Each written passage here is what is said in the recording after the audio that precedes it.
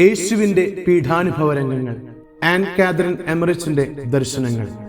അധ്യായം 50. കാതറിൻ ദർശിക്കുന്ന രംഗങ്ങൾ. രേഖപ്പെടുത്തിയ സമയം മുഴുവൻ സിസ്റ്റർ എമറിച്ച് കർത്താവ് സഹിച്ച അതേ പീഡകൾ തന്നെ ശാരീരികമായും മാനസികമായും സഹിക്കുകയായിരുന്നു. അതായത് ഫെബ്രുവരി 18 മുതൽ മാർച്ച് 8 വരെ. ധ്യാനങ്ങളിൽ നിമഗ്നയായ അവൾ ബാഹ്യലോകത്തിന് മരിച്ചവളായിരുന്നു. പീഡകരുടെ കൈകളിൽപ്പെട്ടതുപോലെ പേടിച്ച് വിറച്ച് പുളയുകയും നെടുവേർപ്പെടുകയും വിലപിക്കുകയും ചെയ്തുകൊണ്ടിരുന്നു.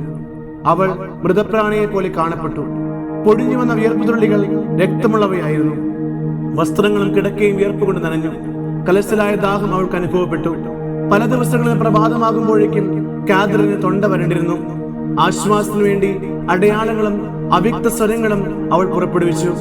നിരന്തരമായ പനി ഈ സഹനത്തിൽ നിന്നുണ്ടായതാവാം.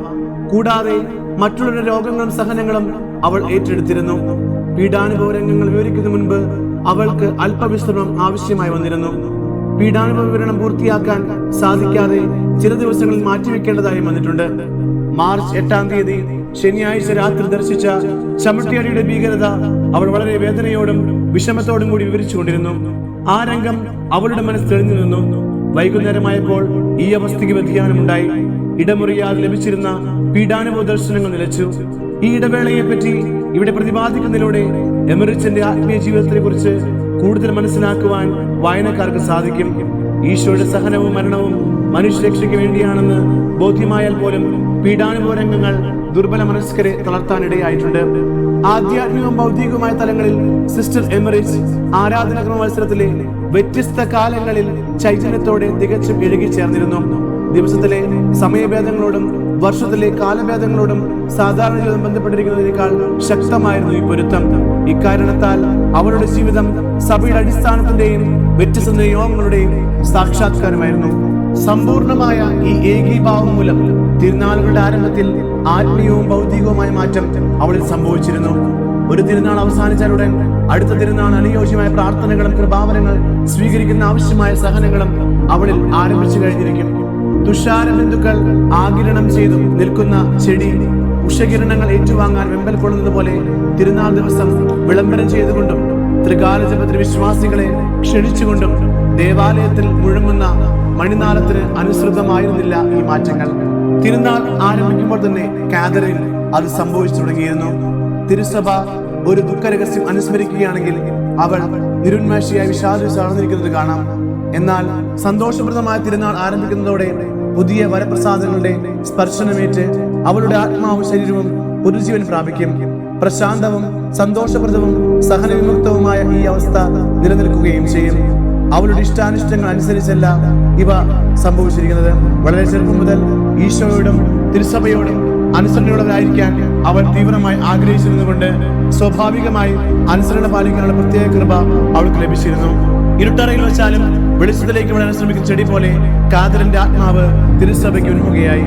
1723 മാർച്ച് 8-ാം തീയതി ശനിയാഴ്ച സിസ്റ്റർ എമറിച്ച് ചമ്മട്ടിയുടെ രംഗങ്ങൾ വിവരിച്ചു കഴിഞ്ഞപ്പോൾ മുൾമുടി ധാരണത്തെ കുറിച്ചുള്ള ധ്യാനത്തിലേക്ക് പ്രവേശിച്ചിരിക്കുകയാണെന്ന് ഈ പേജുകൾ എഴുതുന്നയാൾ വിചാരിച്ചു. മരണാസനയെ പോലെ വിളറി വിവരണമായ അവളുടെ മുഖം പെട്ടെന്ന് ശാന്തവും പ്രകാശിതവുമായി.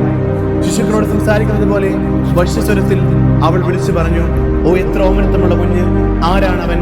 ജനക്കൂട്ടത്തിനിടയിൽ നിന്ന് എന്റെ അടുത്തെത്തുവാൻ അവൻ തിടുക്കം കൂട്ടുന്നു. ജോസഫ്, പാവം കുട്ടി, അവൻ ചിരിക്കുന്നു. എന്താണ് സംഭവിച്ചുകൊണ്ടിരിക്കുന്നത് അവൻ അറിയുന്നില്ല. എത്ര നേരിയ വസ്ത്രം അവന് തണുക്കുന്നുണ്ടായിരിക്കും. നിൽക്കു കുഞ്ഞെ, ഏതാനും വസ്ത്രം കൂടി നിന്നെ ഞാൻ ധരിപ്പിക്കട്ടെ. അടുത്ത് നിൽക്കുമ്പോൾ കുട്ടിയെ കാണുവാൻ വേണ്ടി തിരിഞ്ഞു നോക്കി പോകും. അത്ര സ്വാഭാവികമായിരുന്നു അവളുടെ സംസാരം. അരികിലിരുന്ന് ഉടുപ്പെടുത്ത് തണുത്തു മരവിച്ച കുട്ടിയെ ധരിപ്പിക്കാൻ എന്ന പോലെ പിടിച്ചു. കൊച്ചു ജോസഫ് സിസ്റ്റർ എമറിച്ചിന്റെ കിടക്കയിലായിരുന്നു കളിക്കുകയാണെന്ന് ഈ സ്നേഹിതന് പല പ്രാവശ്യം തോന്നി. അവൾ സ്വപ്നം കാണുകയായിരുന്നെന്ന് അയാൾ വിചാരിച്ചു.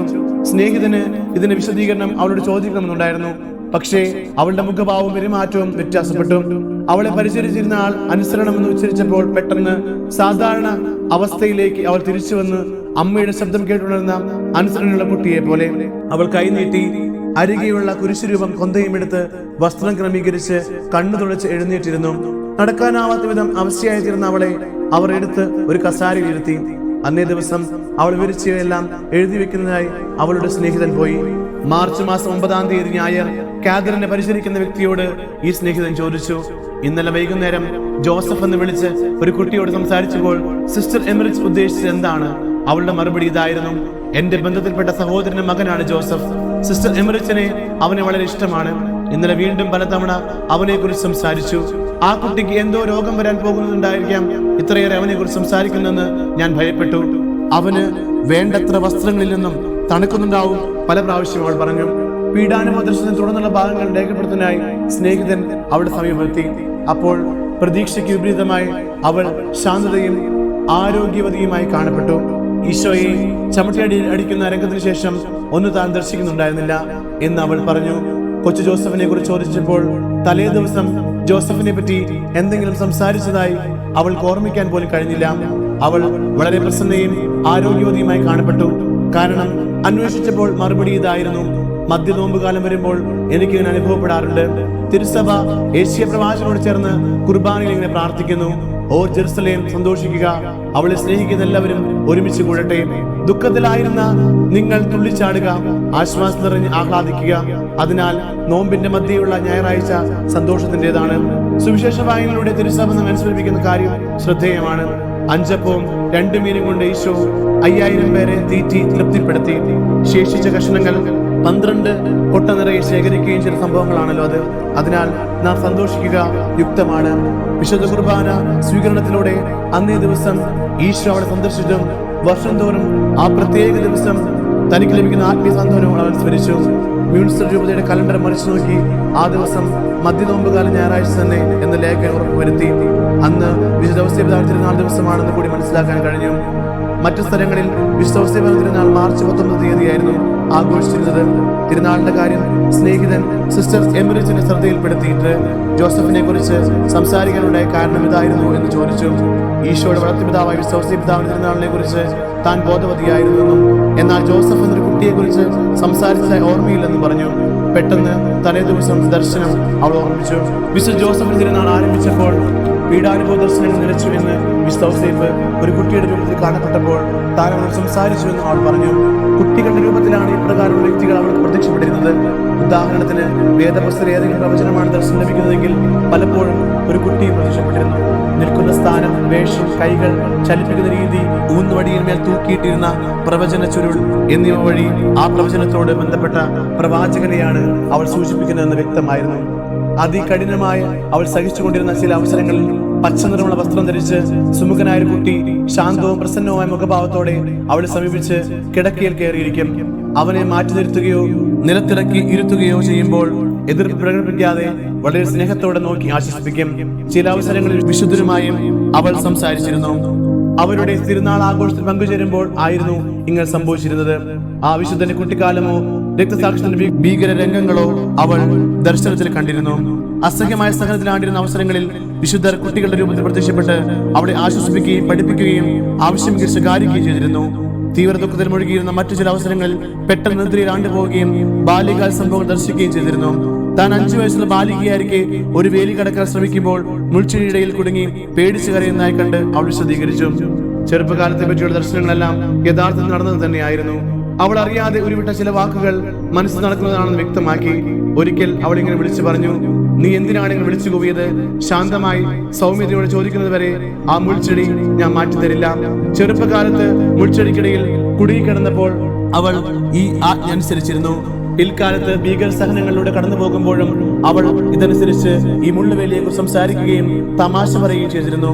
അന്ന് കിട്ടിയ നിർദ്ദേശം ചിലപ്പോൾ അവഗണിക്കപ്പെട്ടു പോയിട്ടുണ്ട്. എപ്പോഴൊക്കെ അതനുസരിച്ച് ക്ഷമയോടെ പ്രവർത്തിച്ചുവോ അപ്പോഴൊക്കെ ഫലസിദ്ധി ഉണ്ടാവുകയും ചെയ്തിട്ടുണ്ട്. അവളുടെ കുട്ടിക്കാല സംഭവങ്ങൾ പിൽക്കാല ജീവിതവും തമ്മിലുള്ള പൊരുത്തം കാണിക്കുന്നത് പോലെ മനുഷ്യകുലത്തിന്റെ വളർച്ചയും പിന്നീടുള്ള സംഭവങ്ങളുടെ സൂചനകളും രക്ഷകന്റെ മാതൃകയിലൂടെയും ദിവ്യമായ വ്യക്തിത്വത്തിലൂടെയും നമുക്ക് നൽകപ്പെട്ടിട്ടുണ്ട്. അവനിൽ ആശ്രയിച്ചുകൊണ്ട് അവന്റെ കാലടികൾ പിഞ്ചുന്ന പക്ഷം മനുഷ്യപ്രകൃതിയുടെ സാധ്യതകളെ മറികടന്ന് സമ്പൂർണ്ണ ജ്ഞാനവും ദൈവത്തോടും മനുഷ്യരോടുമുള്ള ഐക്യവും പ്രാപിക്കുവാൻ നമുക്ക് കഴിയും. ദൈവത്തിനും സർവ്വത്തിലെ പോലെ ഭൂമിയിലും നിറവേറുന്നതും സന്മനസ്സുള്ളവർ സമാധാനം കൈമുതലാക്കുന്നതും ഇങ്ങനെയാണ്. വിശുദ്ധ ജോസഫ് ദിന ആരംഭത്തോടെ പീഡാനുഭവ ദർശനങ്ങൾക്ക് താൽക്കാലിക വിരാമം കുറിച്ചുകൊണ്ട് സിസ്റ്റർ കാതറിനുണ്ടായ ദർശനങ്ങൾ രഹസ്യമായ വിവരണം അവൾ നൽകി. ഭൂകമ്പത്തിലും മറ്റ് പ്രകൃതിക്ഷോഭത്തിലും കേടുപാട് സംഭവിച്ച ജെറുസലേം ദേവാലയം യഹൂദർ കഴുകി ശുദ്ധീകരിക്കുന്നത് ഞാൻ കണ്ടു. ഭിത്തികളിലും വരാന്തയിലും തറയിലും ഉണ്ടായ വിള്ളലുകളും കുഴികളും വിടവുകളും തടികൾ നിരത്തിയും കാർപ്പറ്റ് വിരിച്ചും മറച്ചും അവർ പരിഹാര ബലി അർപ്പിച്ചു. യേശുവിന്റെ ഉത്ഥാനം കഴിഞ്ഞു വന്ന ആദ്യ ഞായറാഴ്ചയായിരുന്നു ആ ശുചീകരണ പ്രവർത്തനങ്ങൾ നിർവഹിച്ചത്. മരിച്ചവരുടെ പ്രത്യക്ഷീകരണങ്ങൾക്ക് മറ്റു വിശുദ്ധീകരണം നൽകി തള്ളിക്കളയുകയും അശുദ്ധരായുടെ സാന്നിധ്യമാണ് പെസഹ ആഘോഷങ്ങൾ തടസ്സപ്പെടുന്നതിന് കാരണമെന്ന് വിശദീകരിക്കുകയും ചെയ്തുകൊണ്ട് ദേവാലയ കർമ്മങ്ങൾ അവർ പുനരാരംഭിച്ചു. എസെക്കിയേൽ പ്രവാചകൻ ലഭിച്ച ഒരു ദർശനവുമായി അവിടെ ഇതിനെ ബന്ധപ്പെടുത്തി സംസാരിക്കുന്നതും ഞാൻ ശ്രദ്ധിച്ചു. എന്നാൽ ഇത് ഓർമ്മിക്കാൻ എനിക്ക് സാധിക്കുന്നില്ല. നടന്ന സംഭവ വികാസങ്ങളെ കുറിച്ച് സംസാരിക്കുവാൻ ധൈര്യപ്പെട്ടവരെ യഹൂദർ സമൂഹത്തിൽ നിന്ന് പുറത്താക്കുകയും ഭീഷണിപ്പെടുത്തുകയും കഠിന ശിക്ഷ നൽകുകയും ചെയ്തു. ചുരുക്കം ചിലർ തങ്ങൾ ചെയ്ത കൊടും പാതകത്തെ കുറിച്ച് പശ്ചാത്തലിക്കാൻ ആഗ്രഹിച്ചെങ്കിലും യഹൂദ പ്രമാണികളുടെ ഭീഷണി മൂലം നിശബ്ദത പാലിച്ചു. ഹൃദയത്തിൽ നന്മയുടെയും വിശുദ്ധിയുടെയും കണികയെങ്കിലും അവശേഷിച്ചിരുന്നവരിൽ ഈ ഭീഷണി യാതൊരു സ്വാധീനവും ചെലുത്തിയില്ല. ഇവർ തങ്ങളുടെ ബോധ്യം മറച്ച് വെച്ച് കുറച്ചകലം നിശബ്ദമായിരുന്നെങ്കിലും ധൈര്യം സംഭരിച്ച് യേശുവിന്റെ വിശ്വാസം ഉച്ചത്തിൽ പ്രഘോഷിച്ചു. യേശുവിന്റെ പഠനങ്ങൾ വളരെ വേഗത്തിൽ നാട് മുഴുവൻ പ്രചരിക്കുന്നത് കണ്ട് പ്രധാന പുരോഹിതൻ അസ്വസ്ഥചിത്തരായി. സ്റ്റീഫൻ ഡീക്കൻ ആയിരുന്നപ്പോൾ ഓഫീൽ പ്രദേശവും സിയോന് കിഴക്ക് ഭാഗവും യേശുവിന്റെ അനുയായികൾ ഉൾക്കൊള്ളുന്നതിനായി മതിയാകാതെ വരികയാൽ കുറച്ചുപേർ ജെറുസലേമിനും ബഥാനിയയ്ക്കും ഇടയിലുള്ള പ്രദേശത്തേക്ക് താമസം മാറ്റ നിർബന്ധിതരായി. ദുഷ്ടാരൂപി ആവശ്യമെന്നപോലെ പെരുമാറുന്ന അന്നാസിനെ ഞാൻ കണ്ടു. പൊതുസ്ഥലത്തും ജനങ്ങൾക്ക് മുമ്പിലും ഒരിക്കലും പ്രത്യക്ഷപ്പെടാൻ കഴിയാതെ അയാൾ ഒരു മുറിയിൽ സ്വയം ബന്ധിതനായി. കയ്യാഫാസിനുള്ളിൽ അന്ധതയും അസൂയയും കോപം വർദ്ധിച്ച് അത് അയാളുടെ ബുദ്ധിയുടെ പ്രവർത്തനത്തെ ബാധിച്ചു. നമ്മുടെ കർത്താവിന്റെ ഉദ്ധാനം കഴിഞ്ഞു വന്ന വ്യാഴാഴ്ച പീലാത്തോസ് തന്റെ ഭാര്യ ക്ലോഡിയായി കണ്ടുപിടിക്കാൻ പട്ടണത്തിന്റെ പല ഭാഗങ്ങളും അന്വേഷിച്ച് ഏർപ്പാടുകൾ ചെയ്ത് ഞാൻ കണ്ടു. ജെറുസലേമിൽ ലാസറിന്റെ ഭവനത്തിലായി അവളെ കണ്ടെത്തുന്നതിൽ അയാൾ പരാജയപ്പെട്ടു. ആ ഭവനത്തിൽ സ്ത്രീകളായി മറ്റാരും ഇല്ലാതിരുന്നതിനാൽ അവിടെ അന്വേഷിക്കുന്നത് ആരും ശ്രദ്ധിച്ചില്ല. യഥാസമയം സ്റ്റീഫൻ അവൾക്ക് വേണ്ട ഭക്ഷണ സാധനങ്ങൾ എത്തിച്ചു കൊടുക്കുകയും പട്ടണത്തിലെ സംഭവ വികാസങ്ങൾ അവളെ അറിയിക്കുകയും ചെയ്തിരുന്നു. പൗലോസും സ്റ്റീഫനും സഹോദരങ്ങളായിരുന്നു, ജ്യേഷ്ഠാനുജന്മാരുടെ മക്കൾ. യേശുവിന് ഉദ്ധാനത്തിന് ശേഷം അധികം താമസിയാതെ സൈറീൻകാരനായ ശിമിയോൻ ജ്ഞാനസ്നാനം സ്വീകരിക്കണമെന്ന തന്റെ ആഗ്രഹം അപ്പസ്തോലന്മാർ അറിയിച്ച് അതിന് തന്നെ ഒരുക്കണമെന്ന് അപേക്ഷിച്ചു.